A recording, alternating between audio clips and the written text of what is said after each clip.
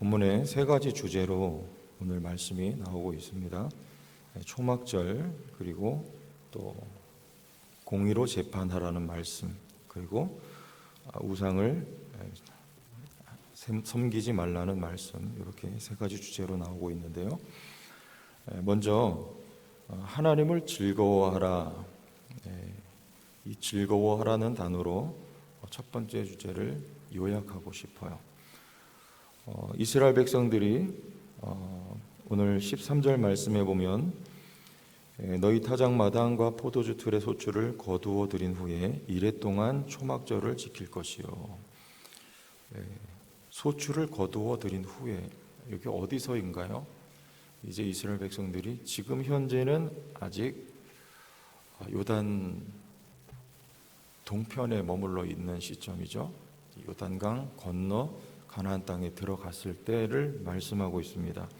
그때 소출을 거두어 들인 후에 초막절을 지키라, 이렇게 말씀을 하고 있죠. 들어가서 여러분, 이스라엘 백성들이 생각을 해보세요. 첫 수확을 거둬들인 후에 얼마나 기뻤을까요?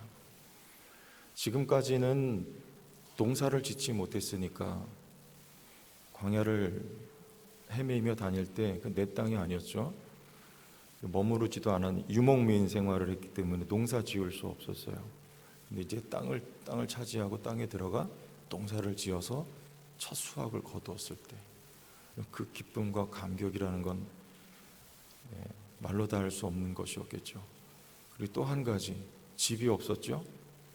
이제 내 손으로 집을 짓고 드디어 내 땅에서 살게 됐어요. 얼마나 좋았을까요? 여러분, 결혼해서 집 없이 여기저기 전전하다가 내 집 장만했을 때, 저는 그런 경험이 없기 때문에 잘 모르겠지만 내 집 장만한 경험이 없어요. 여러분, 내 집 장만했을 때 얼마나 기쁘셨어요? 그런 거예요. 그 기쁠 때, 그때 언제를 기억하라는 거예요. 초막절을 짓고 없었던 그 시절을 기억하고 있는 현재를 뭐하라는 거예요? 감사하라는 것입니다. 그럼 그때는 왜 없게 하셨을까요? 여기서 즐거워하라 그래요. 오늘 말씀에 너는 온전히 즐거워할지니라, 15절 말씀에 하반절에 너는 온전히 즐거워할지니라 그래요. 들어가서 앞으로 내가 너에게 땅도 주고 또 집도 주고 또 농사 지어서 이제는 만나가 아니야, 네 손으로 농사 지어서 먹게 해주고 풍요로운 삶을 살게 해줄 거야. 즐거워해. 그럼 지금은, 여태까지는 왜? 여태까지는 광야는 여러분 소위 학교라고 말하죠. 광야는 배우는 기간이죠. 무엇을 배우고 누굴 배웁니까? 하나님을 배우는 거예요. 광야에는 초막 짓고 살았어요. 임시거처.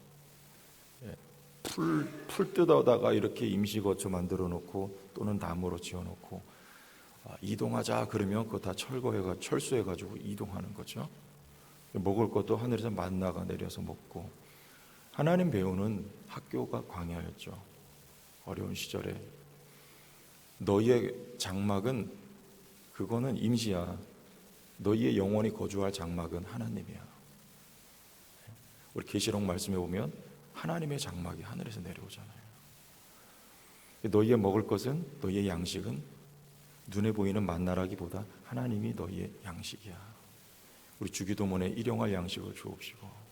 여러분의 양식은 무엇입니까? 예수 그리스도죠. 하나님이에요. 그걸 배우는 거예요. 한마디로 하나님을 배우는 학교가 광야였다는 거죠. 그런 의도가 있어요. 여러분, 어려운 시절에 우리는 배우는 거예요. 하나님을 배우는 시간, 고난의 시간, 고난의 때, 어려운 순간. 그러나 이제 광야를 지나 가나안 땅에 들어가서는요, 모든 것들이 이제 새롭게 주어져요. 그때 기억하라는 거예요. 내 손으로 지은 집, 내 손으로 농사지어 거두어 들인 소출은 내 손으로, 내 힘으로 내가 수고하여 얻은 것이다, 아니다? 아니고 누가 주신 것이라는 것입니까? 그분이 주신 거야. 이걸 기억하라는 거예요. 보면서 하나님을 기억해. 그리고 즐거워하라는 것은요, 하나님을 즐거워하라는 거예요. 여러분들이 수고해서 살고 계시죠? 얼마나 수고하십니까? 여러분, 남의 밑에서 이렇게 직장 생활하는 거 굉장히 수고롭고 힘들잖아요. 그렇게 해서 우리가 또 이렇게 대가를 받고 살아가죠. 그러나 그건 내 손으로 거둬들인 것, 내가 지금 살고 있는 집, 이루어진 가정, 모든 것들은요, 하나님이 주신 것이다. 하나님을 기억하라는 것이고, 즐거워하라는 것은요, 하나님을 즐거워하라는 거예요. 여러분, 즐거워할 수 있기를 원합니다. 하나님은 우리에게 주신 모든 것들을, 이건 다 뭐예요? 그림자예요, 그림자. 심지어는 이 육체까지도 다 이거 임시 거처예요. 바울이 그래서 장막이라고, 영원한 장막이 있어요. 하나님이 우리의 영원한 거할 거처예요. 이건 다 그림자예요. 여러분, 저 홍천에서 이렇게 오다 보면은 양평인가, 거기 그 서울 방향으로 오다 보면 좌측에 고깃집이 질비하게 있어요. 그 동네 이름 뭔지 모르겠는데, 거기 이렇게 그 숯불에다가 양념한 돼지 고기인가요? 그거를 파는 집들인데, 거기 가보면 원조는 여러분 하나잖아요. 근데 저마다 다 원조예요. 원조. 여기 초입부터 원조. 누가 원조예요? 여러분, 이 세상의 천지 만물의 원조는 말하자면 누구세요? 하나님이에요. 원조는 하나예요. 우리 하나님 안에 다 들어있어요. 표현이 좀 뭐하지만 하나님 안에 좋은 건 다 있습니다. 여러분, 좋은 거 원하는 거 대보세요. 당장 돈 하나님 안에 있습니까? 없습니까? 하나님 안에. 건강 어디 있어요? 하나님 안에.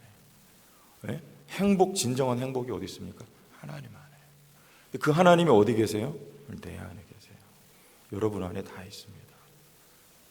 오늘도 하루를 살아가시면서 하나님을 기억할 수 있는 한날이 될 수 있길 주의 이름으로 축원합니다. 초막절이요, 하나님의 은혜를 기억하고 하나님을 즐거워하라는 거예요. 오늘이 초막절이에요. 무슨 궤변이냐?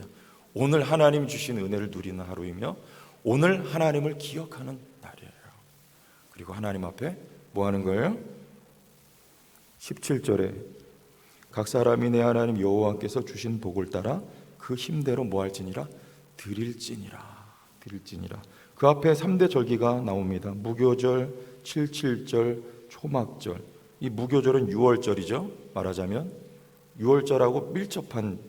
77절은 우리 그 앞에 말씀 보면 어제 말씀 주일날 애굽 땅 종되었던 것을 기억하라는 게 77절. 그리고 광야에 나와서 지켜야 될 광야 시절을 기억하는 절기, 초막절. 이 모든 것이 다 구원이에요. 예수 믿고 구원받았어요. 그리고 또한 구원받아 가고 있어요. 이 광야 같은 세상에서. 그리고 앞으로 구원받을 거, 가나안 땅 들어갈 거죠. 이것을 다 통틀어 구원이라 그래요. 어떤 분들은 그래요. 우리 구원 은혜로 받고 건설 구원, 이루어가는 구원은 우리가 해야 돼. 뭔가를 우리가 곁들이고 첨가해야 돼. 우리의 노력을요. 그렇지 않습니다.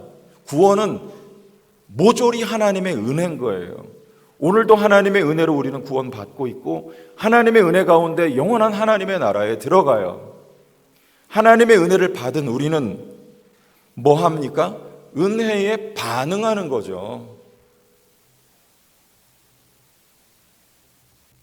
부모님께 받은 사랑이 너무 커요. 카네이션을 달아드려야 되는 거예요. 뭐예요? 반응하는 거죠. 근데 부모님의 사랑은 다 드려도 갚을 수가 없는 것 같아요. 자식 낳아보니까 부모 심정을 조금 느껴보니까 어버이의 사랑은 다 갚을 수가 없어요. 우리 하나님의 사랑은요, 우리가 뭘 드려도 하나님의 아버지의 사랑은 우리가 갚을 수 없는 사랑. 그 사랑을 우리가 알면 알수록 우리는 그 사랑 앞에 반응하게 돼요. 그걸 뭐라 그래요? 오늘 말씀에 그 힘대로 드릴지니라. 여러분이 하나님 앞에 반응하는 정도가 여러분이 드리는 거예요. 우리 드리는 것이 즐거움이며 드리는 것이 또한 기쁨이 될 수 있게 주의 이름으로 축원합니다. 드리는 삶이 돼요. 이게 은혜 받은 사람이에요. 두 번째 주제, 공의로 재판하라는 것이죠. 이게 뭐냐면 하나님을 대신하라는 말입니다. 지도자 얘기 나오죠. 어떻게 하래요?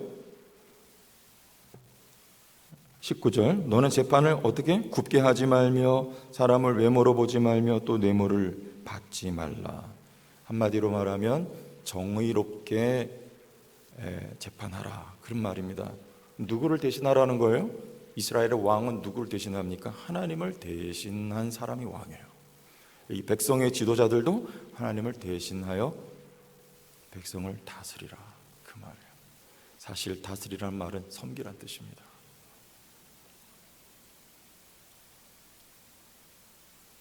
하나님의 의를 온전히 실현시킨 분 누굽니까? 공의를, 예수님이잖아요. 여러분, 나를 통해 그 의가 실현되고 실천되기 이전에 여러분 의를 누릴 수 있기를 원해요. 의는 내가 생산해내는 게, 생성해내는 게 아니고요, 의는 우리에게 주어진 권세입니다. 믿으십니까? 의는 권세라니까요. 내가 만든, 내가 취한 의가 아니고요, 거저 값없이 우리에게 주어진 예수 그리스도가 이루신 의예요. 의의 권세를 누리고 먼저 의의 권세를 사용할 수 있어야 돼요. 그게 왕이에요. 여러분들 이 시대, 여러분 각자가 왕이시잖아요. 어떻게 누릴 거냐? 의와 거룩함이 우리에게 온전히 주어졌습니다. 그리스도 예수 안에서 여러분 의인이라고 말씀하실 수 있습니까? 아멘 하셔야죠. 불안해요. 살다 보면 두려움과 염려가 몰려옵니다. 여러분, 이 불안한 두려움과 염려라는 단어와 의와 거룩이라는 단어가 어울립니까? 어울리지 않습니까? 전혀 어울리지 않아요. 여러분 주장하세요. 불안할 때, 염려와 두려움이 엄습해 올 때 예수 그리스도의 온전한 의가 내 안에 있다, 내가 그로써 거룩함을 입었다, 이렇게 여러분 주장하고 나아가시기를 바랍니다. 권세를 사용하는 거예요. 당당하세요. 누구 앞에서요? 하나님 앞에서. 어찌 그럴 수 있어요? 아니요, 믿음은, 신앙은 뻔뻔한 거예요. 어떤 목사님이 그래요. 믿음 좋은 건 뻔순이 뻔돌이가 되는 거예요. 하나님 앞에 뻔뻔한 거. 누구 때문에? 예수님 때문에 뻔뻔하는 거예요. 여러분 의의 권세를 사용하세요. 주장하세요. 물리치세요. 외치세요. 선포하세요. 그리고 그를 대신하십시오. 예수님의 모습을 보면 돼요. 예수께서 어떻게 섬기셨습니까? 왕이시잖아요. 지도자잖아요. 그러나 그는 제자들의 발을 씻으셨던 분이세요. 이 삶이 저와 여러분들을 통해서 실천되기를 원해요. 예수께서 말씀하셨어요. 천국은 거꾸로예요. 이 세상은 내가 스스로 높아져서 섬김을 받는 게 높은 사람이라고 취급되지만, 여겨지지만 하나님의 나라는 섬기는 사람이 큰 사람이라고 말씀하셨습니다. 그럼 오늘 여러분의 삶, 저의 삶을 통해 섬김이 크고 거창한 게 아니고 작은 일상 속에 섬김이 나타나는 것, 그것이 하나님의 의를 대신하는 삶이에요. 마지막으로 내 하나님 여호와를 위하여 쌓은 제단 곁에 어떤 나무로든지 아세라상을 세우지 말며 자기를 위하여 주상을 세우지 말라. 내 하나님 여호와께서 미워하시느니라. 왜요? 하나님은 우리를 사랑하시기 때문에 질투하시는 하나님이에요. 우상을 섬겨서는 안 될 것, 하나님 같은 분이 없기 때문에 그렇습니다. 여러분, 내가 지나온 삶을 되돌아보세요. 하나님 같은 분이 없어요. 하나님은 여러분에게 어떤 하나님이십니까? 저도 말로 당장 설명하려면 다 하나님을 설명할 수가 없어요. 하나님은 형용할 수 없는 하나님, 좋은 하나님. 찬송가 가사처럼 여러분, 우리 하나님은, 하나님의 사랑은 하늘을 두루마리 삼고 바다를 먹물 삼아도 다 써내려갈 수 없는 하나님의 사랑이에요. 하나님 같은 분이 없어요. 정말이에요. 그래서 하나님 외에 다른 신을 우리는 둘 수가 없는 것입니다. 하나님만을 섬기고 하나님의 은혜를 기억하고 하나님을 즐거워하는 우리 거룩한 주의 백성들 될 수 있기를 예수님의 이름으로 축원합니다. 하나님 아버지, 말씀 앞에 무릎을 꿇어 주의 말씀을, 주의 음성을 들을 때 하나님께서 베풀어 주신 사랑이 어찌 큰지 말로 다 할 수가 없습니다. 그러나 우리의 맞닥뜨려진 삶은 말씀과 어긋난 채 달려나갈 때가 얼마나 많은지 모르겠습니다. 하나님, 성령으로 우리의 마음 밝혀주시고 우리의 일그러진 의식들을 하나님 바르게 잡아 세워 오늘도 하나님 말씀하신 거룩한 하나님의 백성이여 의롭게 된 주의 자녀여 또한 하나님의 권세를 가진 왕으로서 주어진 한 날도 한 주도 살아갈 수 있도록 은혜 베풀어 주옵소서. 예수님 이름으로 기도합니다. 아멘.